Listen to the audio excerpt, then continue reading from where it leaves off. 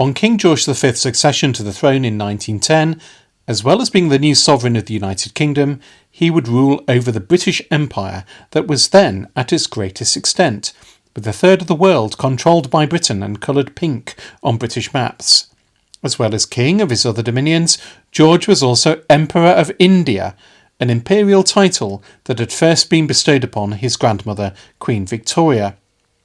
The British Raj, the direct rule of the Indian subcontinent by the British Crown, began in the 1850s.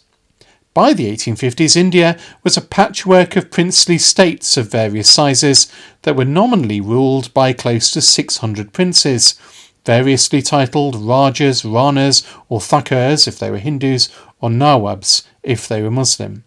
However, the power in India by the 1850s was in the hands of a British company called the East India Company. The East India Company had first been granted a foothold in India in the early 17th century by the Mughal Emperor, and they constructed a base at Calcutta in Bengal. They were in India, as were other European powers, to conduct mutually beneficial trade and to supply Britain and Europe with Indian spices and other high-value goods.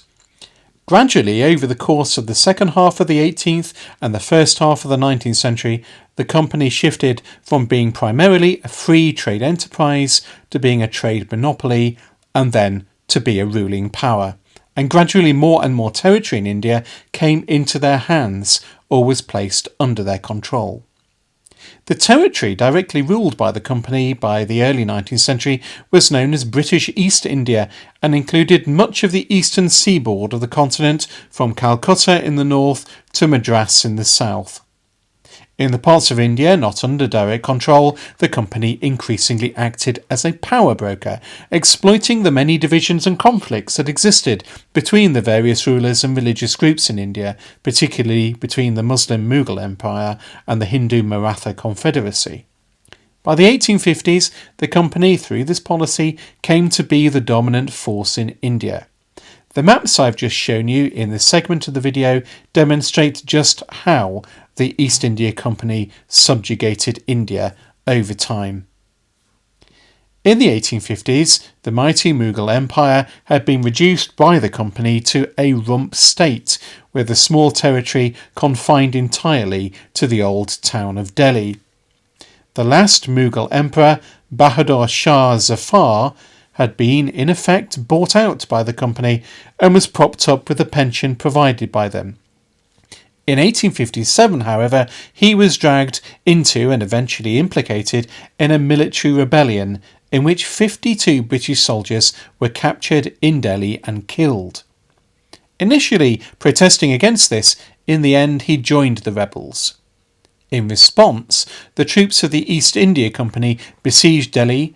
Shah Zafar's sons and his grandsons were killed, and he was tried in the Red Fort, the imperial palace of the Mughal emperors, built by his ancestor Shah Jahan, and was exiled to British-controlled Rangoon.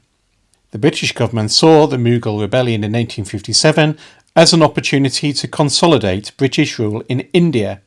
The East India Company was therefore nationalised by the British government, and India as a whole became a Crown territory.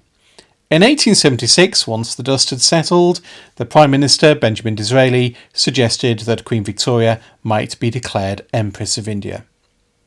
And in January of 1877, an event called the Delhi Durbar was held to formally recognise the beginning of this new Indian Empire and Queen Victoria as Empress.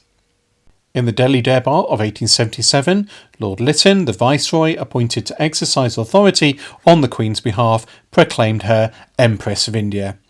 The choice of Delhi as the site of the Durbar was quite intentional, a clear message that the British Indian Empire was the successor of the Mughal Empire. The word Durbar is indeed borrowed from Mughal imperial usage. It is the Persian word for court. The British ruled their Indian Empire in much the way that the Romans ruled theirs, through the use of a network of client rulers. The Indian princes were confirmed in power so long as they accepted British suzerainty. The rulers were dependent on the British for wealth, and the British were dependent on the rulers for keeping order. Part of the purpose of the Durbar in 1877 was for the princes of India to pay homage to their new empress through the person of the viceroy. However, only 63 of the 560 or so princes in India actually attended. In 1861, ahead of the creation of the Indian Empire as a proper political entity, Queen Victoria created a new Indian chivalric order, the most exalted order of the Star of India. It was bestowed on both Indian Maharajas and British administrators. Similar to the Order of the Bath, it had 3 classes: Knights Grand Commander, Knights Commander and Companions. In 1878, the year after the Durbar, she then created 2 more orders. The first, the most eminent order of the Indian Empire, was founded along similar lines to the Order of the Star of India and was bestowed on men. Alongside it was the Imperial Order of the Crown of India, which was bestowed upon women, on British consorts and princesses, the wives of senior British administrators, and the female Indian rulers and consorts of native Indian princes. All of these orders and honours were created to sweeten the pill of British dominance and to smooth the way towards the consolidation of the British Indian Empire. By 1901, when Edward VII succeeded his mother as king and emperor, India was much more consolidated and was growing in wealth. It was decided that a second Delhi Durbar would take place in 1903. It was the intention that the king would attend himself, but still weakened from appendicitis the previous year, he sent in his stead his brother Arthur, Duke of Connaught. The Durbar of 1903 was organised by Lord Curzon, Edward's viceroy, and 250,000 people were in attendance. The princes of India housed in an enormous tent city outside Delhi and on the same site as the 1877 Durbar. 2 weeks of festivities and an exhibition showcasing the riches of British India led up to the Durbar ceremony itself, which took place on New Year's Day of 1903. The Duke of Connaught and the Viceroy arrived at the Durbar riding in silver howdahs on the back of elephants, and under a great golden canopy they accepted the homage of the Indian princes on behalf of the new King Emperor. The turnout in 1903 was much more impressive than in 1877. So after all that context, let's return to 1910 and to the accession of King George V. Now, George, as Prince of Wales, had made a tour of India in 1905 and he was keen to return. In the November of 1910, he proposed the holding of a third Durbar after his coronation, and he declared that he would attend in person. The king suggested that he might be crowned as emperor at the Durbar, but that plan was quickly abandoned, as it was considered unwise to crown the king emperor in a Christian ceremony. In the event, the Durbar would outdo in scale both the previous 2 ceremonies and the coronation in London. It was all meticulously planned. In March of 1911, well ahead of the coronation in London, a proclamation was made that the Durbar would be held in Delhi in December of that year, on the same site as the previous 2 Durbars. The King and Queen embarked for India from Portsmouth on the 11th of November aboard the RMS Medina. Arriving in Bombay, they travelled by Imperial train and arrived in Delhi on the 7th of December. Aboard the ship and aboard the train were the items of regalia that were required for the occasion. Now, it was suggested at first that the imperial state crown be taken to India and worn for the occasion, but that was deemed illegal. In any case, the crown, made in 1837 for Queen Victoria, was already by that stage rather delicate. The decision was made, therefore, to create a new Imperial Crown of India that would be used for this and for subsequent Durbars. The crown was made by Garrards, the crown jeweller, who were working to a very tight schedule. The designs for the crown were only completed in March of 1911, and the crown had to be finished by October before the King and Queen left for India. The crown is a stylistic twist on the form of the imperial state crown and has much in common stylistically with the crown made in 1902 for the King's mother, Queen Alexandra, and that made in 1910 or early 1911 by Garrards for Queen Mary. Like both of those crowns, It has 8 half arches rather than 4 half arches, which gives it a more exotic Eastern flavour. The frame of the new crown is made of silver, which has been laminated with gold, thus reducing the weight of the crown to a large degree. Although larger, the crown is lighter than the imperial state crown, and is set with a remarkable 6,100 diamonds, mostly brilliant cut, nearly 3 times as many as are set into the imperial state crown. The band of the crown is surmounted, as in the imperial state crown, with the usual alternation of crosses patty and 4 fleur-de-lis, and from these spring the 8 half arches, which are tapered and are set with diamonds arranged in a pattern of leaves and stylised buds. These arches terminate in scrolls that then support the traditional mond and cross, both set with diamonds, and the latter with a brilliant emerald in its centre. The band of the crown is decorated with a series of 16 decorative elements. Lozenges are set with the large diamonds and surrounded by smaller, and these are alternating with cabochon and step-cut emeralds and sapphires, again surrounded by clusters of diamonds. All the coloured stones were sourced from India. The cost of the crown, £60,000, was met by revenues from the government of India. The Durbar itself took place on the same site as those of 1877 and 1903, an 85-acre site that is now called Coronation Park to the north of Old Delhi. An area of 25 square miles around the site was supposedly cleared to create a vast tent city to accommodate the Indian princes who would attend and their entourages. The day of the ceremony was sweltering, and the king arrived wearing his purple robe of estate, the fur-trimmed robe he'd worn at his coronation, and over that collars of the Order of the Garter and of the Most Exalted Order of the Star of India, and of course the imperial crown.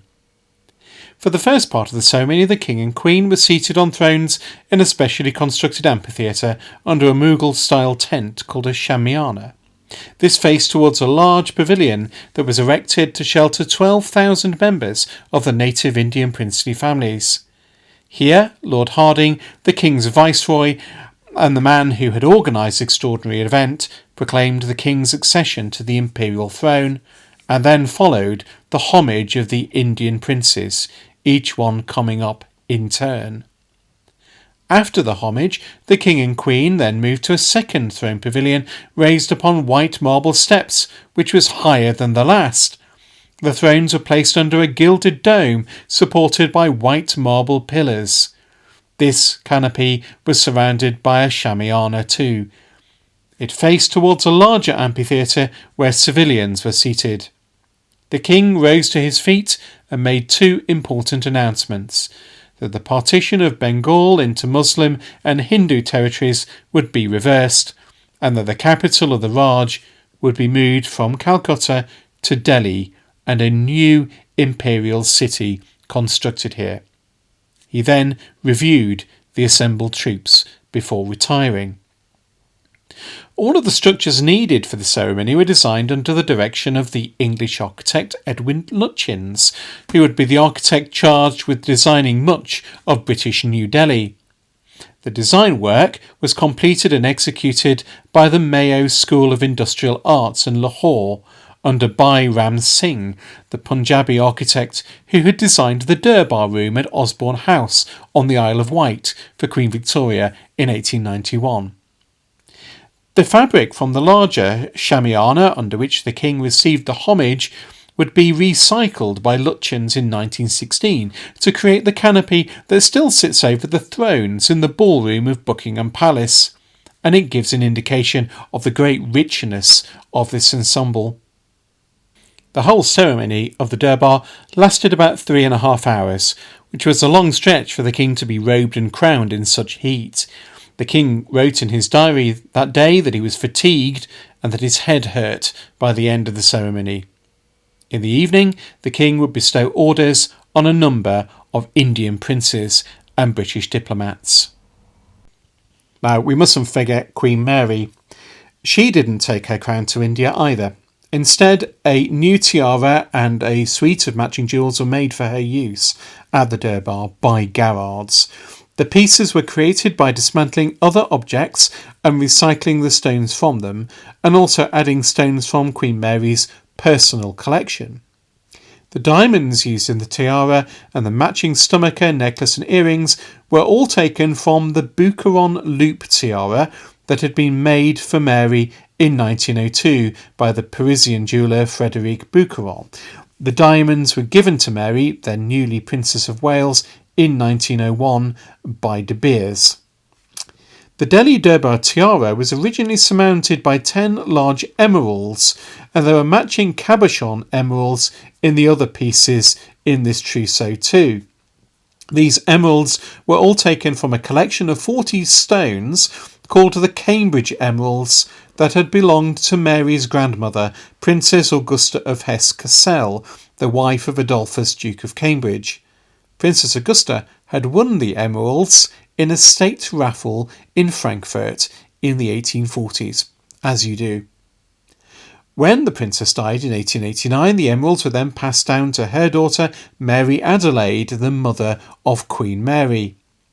Now in 1897, when Mary Adelaide died, she left the emeralds to her son Prince Francis of Teck, and in 1910, when he died, he left them to his mistress, the Countess of Kilmorey. However, Queen Mary, utterly outraged by this, paid Lady Kilmorey £10,000 to reclaim the emeralds, and so they entered the royal collection just in time for the Delhi Durbar. The Delhi Durbar tiara still remains and was often worn by Queen Camilla as Duchess of Cornwall.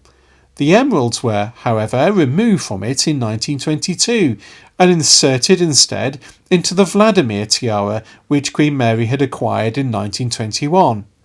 Her late Majesty Queen Elizabeth II, as shown in this photograph, often wore the Vladimir tiara with her grandmother's Durbar necklace. Queen Mary also wore the dress she'd worn at her coronation for the Durbar and a purple robe of estate, though not the highly embroidered robe of estate worn at her coronation. The Delhi Durbar of 1911 would prove the last, and the Imperial Crown of India was only ever worn this one time. At his accession in 1936, King George VI announced that he would hold a Durbar during the autumn of 1937 and would be present in person for it, but the decision was made to postpone it due to the cost burden it would place on the Indian government. Increasing political tensions in Europe and the outbreak of war in 1939 ensured that the idea was killed off. The Marquess of Linlithgow, the then Viceroy, did hold a smaller Durbar in Lahore on behalf of the King in October of 1937. George VI would of course be the last King Emperor. By 1937 there were calls for Indian independence, and a decade later that independence would become a reality. At the time of independence, it was agreed by the King and his Prime Minister Clement Attlee that the Imperial Crown of India would remain part of the Crown Jewels while ever India and Pakistan remained part of the Commonwealth. And it can still be seen in the Jewel House in the Tower of London. Thanks for watching. Thank you to everyone who's ordered one of my beautiful antiquary angel calendars over the last few weeks.